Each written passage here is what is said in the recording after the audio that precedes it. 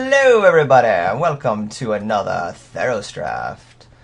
What's happening in this pack? Awesomeness is happening in this pack. So green and black is happening, with a little bit of a white Dauntless Onslaught. I'm going to go with the Keepsake Gorgon. I think it's just my favorite in general. I think it's a wonderful place to start. It's probably about as powerful as the Asp in terms of its body, just 2/5 Death Touch stops everything. And then, of course, it's a removal spell, so that's grand. We're passing the Hopeful Island. I'm just hoping the people here kind of fight over the Colossus, the Asp, and then the Eidolon makes its way. It might someone think is a signal, a third or fourth pick, and then I'll be cutting black pretty hard, so I should be able to be good on the black thing. I do love going green-black, so that's something I want to pay attention to because I'll know there'll be 0 green coming in the second pack should I move into that. Yeah, so let's start there and see what else happens. I like Nimbus Knight a little bit more than Lash of the Whip, but I'm going to just stay on my color, start going black route, and I would like to get into blue-black, but let's wait and see what else happens. Kind of cool that there's only an Ilea's Disciple here on that green that was passed, and I do like that there's no other black besides Lash of the Whip. Yeah, again, Nimbus Knight just a touch above Lash of the Whip in power level, but we're going to stay on color here for the moment, and we're rewarded with an Erebos' Emissary, which is sweet. Super stoked to have that. And then maybe we'll get a Bloodtoll Harpy on the backswing, though I don't think this pack is... Yeah, there's no way this pack is powerful enough. So we'll take this for a ticket, Chimera, and Harpy in Time to Fear, like the next best cards anyway, so... Yeah. But really great start. I do like Sedge Scorpion, but again, we're staying on the black path. Cavern Lampid is a bit weaker than Scourge Mark. Especially kind of getting the Garys online. I kind of like this Griptide here, but I'm still not interested in jumping into another color. I'm just kind of paying attention. There's this Griptide, Sedge Scorpion. I remember green, if we start moving into it, is going to be gone in the second pack. This just seems like an overall good pack. I'm going to take that Lampid because we have the Emissary. Having creatures, even if they're dorky, to discard is fine. And you can get the 1 or 2 Scourge Marks that you want. So I'm not going to be fighting too hard for it. Happy to grab another Lash of the Whip. Kind of like Scholar of Atheros. Black-White has become a pet favorite of mine when it's open. Minotaur, that would be perfectly fine. We'll end up getting those all the way. Overall, though, the power level of the cards we're seeing is really good in black, so I'm really happy. Here's kind of a tough call between Return Phalanx and Pharika's Cure. I'm going to go with the Cure over the bodies here. We'll get the 2s and 3s that we want, and having a really strong removal is great, and I love, since we're solidly black, there's no downside to having the double black removal spell. Here I'm going to take possibly the Mnemonic Wall. I mean, there's nothing good in the pack, so it doesn't really matter. If we go into blue, this could be very tasty if we end up having this in like a Voyage's End or something, and we're going to go a control route. This will work right into the game plan.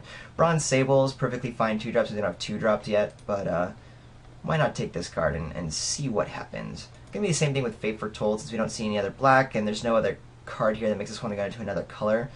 This could certainly be fine in a nice blue-black control shell. Really powerful cards. They all are in the 5-drop slot, so we'll need to diversify and fill out that curve. But for the first part of the pack, I like where we're starting. Cool. Since we don't know we're blue, I'm just going to take the Boon of Erebos. It's definitely a playable card as a combat trick, and if you're just mono black and you want to have something to do, this is fine. It's as good as everything else. Dragon Mantle is the best card there, though. Alright. Just kind of dorky picks. We can take an Aqueous form if we... Again, going blue, it's a fine shell. I think it's better than the heroic thing. Wanderer is a waste of life. Unknown Shores, though? It's got some blue. Unknown Shores was an option just in order to get a possible splash later. Hey, Scourge Mark Tail, that's pretty cool. Because that's actually a really good card. No one cares about any of these things. Yeah, if I open some strong white, I'll go into black-white. Probably the only thing I would avoid is black-red. I don't think there's anything in red that's strong enough to make me want to jump into it. In the common or uncommon slot. I'm trying to think. Yeah, nothing. Ideally, though, we just open tons of Garys, and we get that mono black deck. Pretty established deck, not super exciting, but very powerful, and it lets you win games. Well, there's no Gary here. It's actually a fairly weak pack. I could take the Temple in case I wanted to splash into white, which is honestly where I'm going. I think Voyaging Setter is the best card here. We're not going to see green. I'm not going to first pick a Fellhide Minotaur. Yeah, and who knows, maybe green everyone avoided in the first few packs and we end up moving green. It was cut hard from us. We had that first pack and there was the Presence, so maybe people jumped out of it. Burnished Heart is an option to go that route.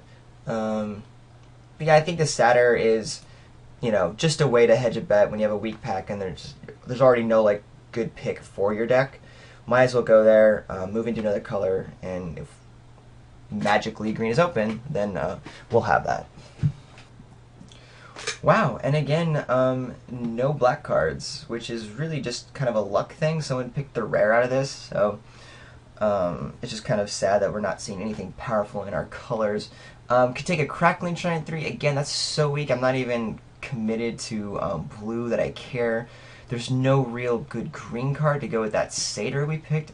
I think I'm just going to take the Opaline Unicorn. It's a bad ramper, but it helps. I don't want the Ordeal for moving into black-white. I don't think black-white's aggressive enough to make Ordeal relevant. I'm talking like to move into another color like black-white, it would have to be Full Length Leader, Wingsteed Rider, etc., etc. But woo, this is going to be hard now. We had a really nice start, and now we're going to a place that's going to be pretty challenging to come back from.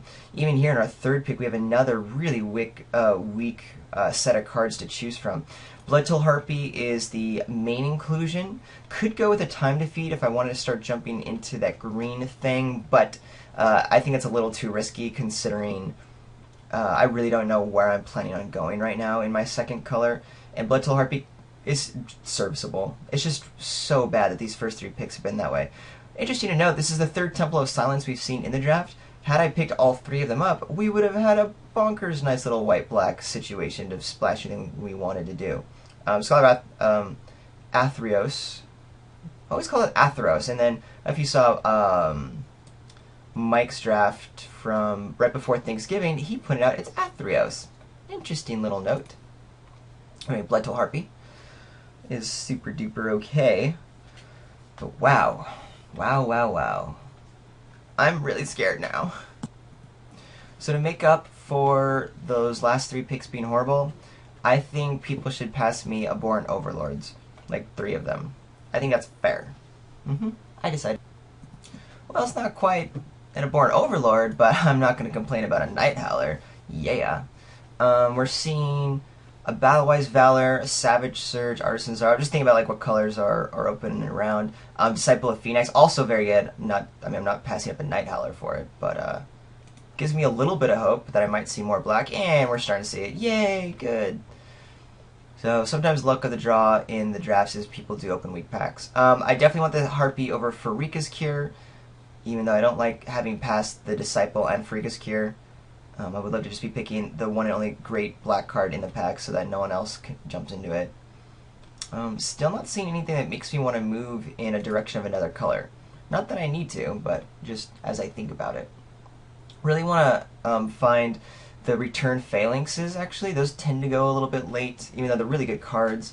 But this is right in the pack where I expect to see them and want them to flush out my 2-drop to stay alive. And that's also one of the cards that makes me want to stay on the blue path. I say stay on the blue path. I don't think any of these the blue cards are being played, but you never know. We have really nice creatures in general, and a nice high with the Lash of the Whip, and Pharika's Cure here too. Boom, we'll make it. Getting 2 Garys online would just be nutty. I don't want a Breaching Hippocamp. I don't need a 4-drop slot. Aqueous Form, I don't even want the first one. So nothing in blue matters. The Boon, I don't think I'm ever playing 2. So if I end up going green with like a Satyr and a Unicorn, I think I might actually want this Vulpine Goliath. It's definitely better than anything else I'm picking, so there you go. My gosh, how many dead picks that I have in this pack so far? Voyaging Satyr, Full Point Goliath, Unicorn's kind of dead. Now we just got this Voyage Design, which is amazing, so maybe blue is open, it's just been weak. I don't know what else is in this pack, but this makes me really jump away from my dorky green.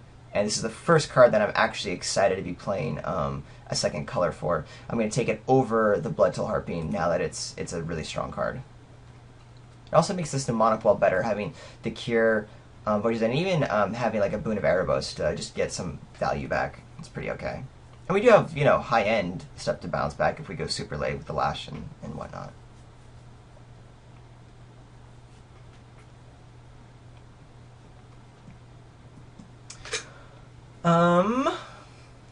Nothing's here. I could take this Traveler's Amulet should I want to continue. Yeah, I'm going to take it. This is in case a bomb gets opened in pack 3 and I want to splash. We're going to have a late game deck anyway, so splashing should be fine. With one Unicorn Amulet is cool. Another option would be Shiny Winds, but we're moving away from green by now. And Hippocamp, like I already said, I have 4s. Don't like this card, even though we're going to probably do the blue thing. I am low on creatures. I only have really 8 creatures right now in my base colors of black, blue, which I'm considering being the main thing. Because these are here, so I got to pay attention to that. But I think we'll be okay in the long run.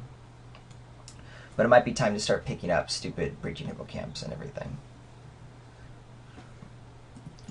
Cool. Felhaven Minotaur is here, tabled, which I wasn't anticipating, but kind of makes sense. So I'm just gonna have that to get a creature and fill out the curve.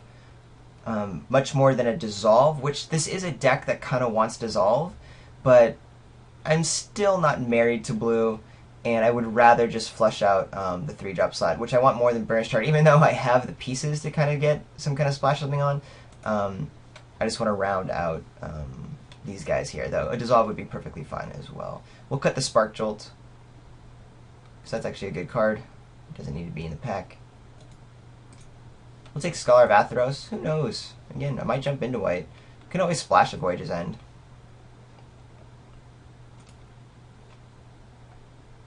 Take another Spark Jolt. Stymied Hopes could make it easily. Another Boon. Alright. So I think everyone had a really rough second pack. It was just a lot of the packs, at least on this side of the table, were really weak. I just hope that the packs that we saw later on where we had some decent picks, whatever the powerful cards before them were, aren't going to make the table lopsided in any way. Well, we're stymieing Grey Merchant. I was about to grab this Baleful Eidolon, but this guy is grand. Winged Steed Riders, of course, great. Eidolon we would happy to have. Doubt it's going to table. Not only notable, another Traveler's Amulet. So we might be able to do something nutty if the cards warrant it as we move forward.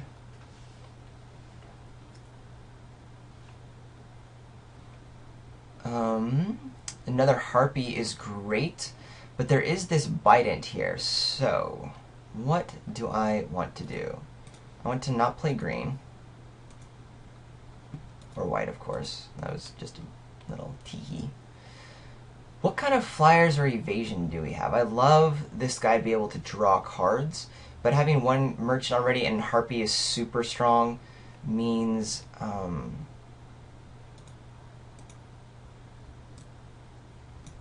that kind of works with a Bident, right? Fate Foretold in a sense. We have 1, 2, 3-ish evasion dudes. It's really not enough to make the Bident worth it to pick this over a strong card. So, fortunately, I'm pretty sure Insatiable Harpy was the pick. Now I'm going to take the Voyage's End over another Scourge Mark, because that's going to act as a removal spell. It also means we're probably going to play this Demonic Wall now. Ordeal is arguably good, but I think this is way more consistent. And I'd only take the Scourge Mark if I had more Grey Merchants of Asphodels online. And nothing to splash. Nothing to splash. Wow, another Voyage's End or a Nimbus Naiad. That is actually tricky. Voyage's End way more powerful, but we're low on creatures, so I think the Naiad's going to be the pick here. Because right now we're not playing our Amulet. Really don't want to play the Unicorn for any reason. And then, you know, we're at 9 creatures plus a Mnemonic Wall. Phalanx Leader I would love to have table. I mean, we just want this entire pack. I'm just trying to decide. Yeah, because we have a Freakus Cure and 2 Voyages End already. I just need this really strong creature. That's what the deck wants. Ooh, see you guys' Revenge. Thank you Very glad I took the Naiad now over that other guy. Nothing else worth caring about for us. Baleful Eidolon easily over the Wave Crash Trident and Camera Lamp, though I'd be happy to have either of them. But this helps with our Bestow Great Merchant, and this guy just like gets everything nutty. I think it goes in order from left to right. Baleful Eidolon, then Wave Crash, and then of course Camera Lamp is kind of a dork. That's a great 2-drop that we really wanted to see. Disciple, I'm going to slam over another Blood Toll Harpy. We're a little bit heavy on the 4-drop slot. I kind of have the 4 that I want here. But this guy's going to be really, really sweet. We might not even play this Lampid. I don't think we're going to need it. I'd much rather be picking up like the 2-drops, to be honest. But I don't want another Blood Toll Harpy. I've got the one I want, and we have other like 3-drops that are fine. Farika's Mender, though. I could have grabbed it to Splash Green, but we're not going to go that route. There's no reason to now at this point, basically. Crackling Triton, in case for some reason I want a 2-3 there. I doubt I do, but you never know. Colossus of Akros. We're not taking that. I think I just cut a 2-headed Cerberus. I don't want an Annul. Or do I? Yeah, I think I care more about 2-headed Cerberus. Goodbye. Another Minotaur, or another Mnemonic Wall. I don't really want another 5-drop. Don't think Fate Foretold's making it at this point.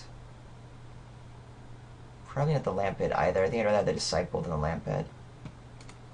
This will replace our Crackling Triton. And the Aqueous Form actually might be in the deck if we want to have some evasion, but I'm more just doing this for a count.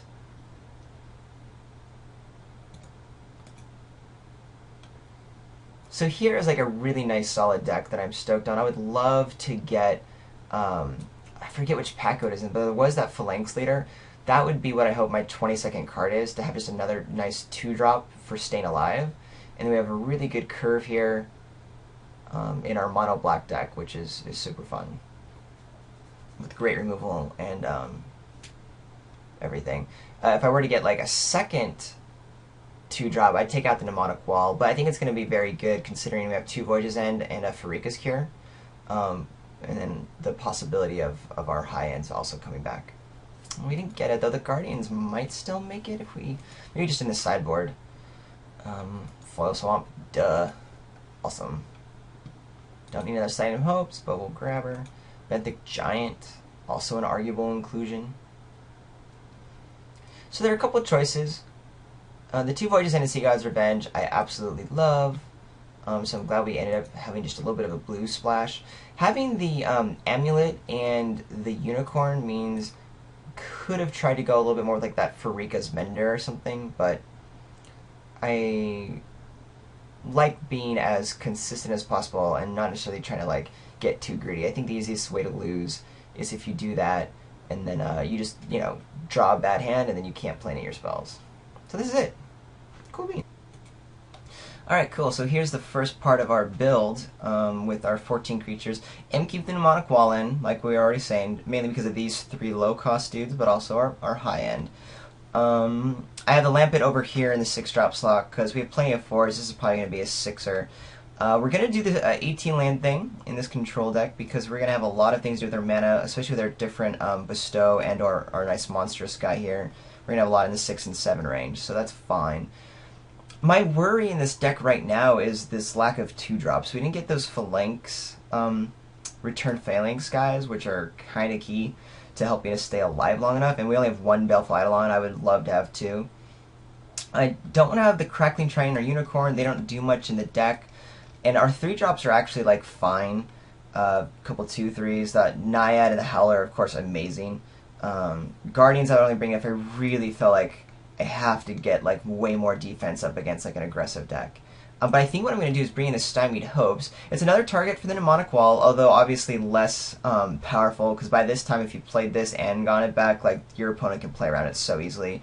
But it does have like abilities just to scry later on in the game, and more importantly, I'm going to consider it just like a 2-drop. Like if I had a 2/2 for 2, I would be playing it in this deck right now just to like shore that up. So this guy I want to have and play it like a 2-drop to answer my opponent's 2-drops or 3-drops, because I'm going to need that extra turn to get there. So that's kind of my thought process. I don't have any other super strong idea about that. My go-to base is 10-8 because I feel like 10 tends to be enough to get there. We have no double blue though, so yeah, we can easily do an 11-7 split. I do want to be able to have Stymied Hopes on turn 2 if I have it in my hand, but this is we're so heavy black, like we don't need anything more than that. So that's fine.